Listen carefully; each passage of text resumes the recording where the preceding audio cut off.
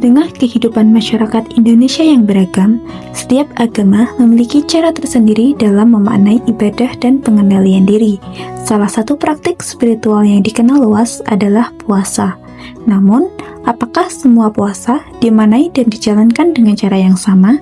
Dalam tradisi Kristiani, terdapat masa Prapaskah, 40 hari menjelang Hari Raya Paskah yang dijalani sebagai waktu refleksi dan pembaruan iman. Meski sama-sama berada dalam kerangka Prapaskah, praktik puasa dalam setiap tradisi gereja memiliki penekanan yang berbeda. Perjalanan kami dimulai di Gereja Kolese Santo Ignatius, Yogyakarta. Di sana, kami bertemu dengan Frater Bare Eka Putra yang menjelaskan bagaimana Gereja Katolik memaknai puasa sebagai bagian dari perjalanan iman umat. Jadi pantangan puasa kami bukan buat diet gitu ya, bukan soal ringan jadi enteng atau apa, tetapi bagaimana kami menyiapkan diri untuk berpertobatan begitu.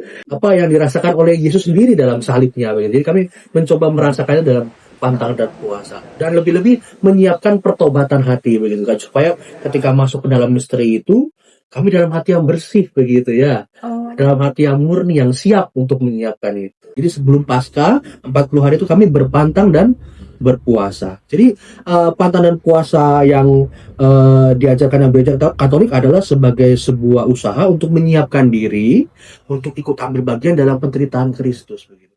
Selain dalam tradisi Katolik, masa Prapaskah juga dijalani dalam tradisi Kristen Protestan. Untuk melihat bagaimana praktik tersebut dijalankan, kami melanjutkan kunjungan ke Gereja Kristen Jawa Brayat Kinasih dan berbincang bersama Pendeta Sundoyo. Beliau menjelaskan bagaimana umat di gereja tersebut memahami dan menjalankan puasa dalam masa Prapaskah. Puasa itu adalah ibadah private, jadi adalah ibadah personal yang relasi kita dengan Tuhan, bukan dalam rangka untuk demonstrasi ke orang. Sehingga itu harus jadi spirit untuk semua ibadah. Ibadah kita ke Tuhan itu ibadah yang sangat personal, tidak kemudian butuh pengakuan dari orang ibadah kita. Maka kita akan belajar bahwa yang jadi pusat Tuhan, bukan kita sebagai manusia. Wajib itu dalam pengertian bukan aturan agama atau gereja. Wajib itu yang mewajibkan adalah hatinya sendiri. Karena kalau dia mau fokus mengarah pada Tuhan, maka puasa itu satu jalan yang wajib untuk dia jalan. Kan begitu.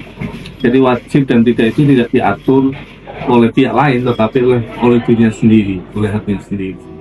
Dari kedua kunjungan tersebut, terlihat bahwa masa Prapaskah tetap menjadi ruang refleksi yang penting bagi umat Kristiani. Meskipun terdapat perbedaan dalam praktik dan penghayatan puasa, keduanya memiliki tujuan yang sama, yaitu membangun kedekatan dengan Tuhan serta memperdalam makna iman. Perbedaan cara tidak menghilangkan esensi yang ingin dicapai. Justru dari keberagaman praktik tersebut, kita dapat melihat kekayaan tradisi dalam kehidupan bergereja. Pada akhirnya, puasa bukan hanya tentang aturan atau bentuk pelaksanaannya, tetapi tentang kesadaran untuk memperbaiki diri dan menjalani hidup dengan nilai-nilai spiritual yang lebih mendalam.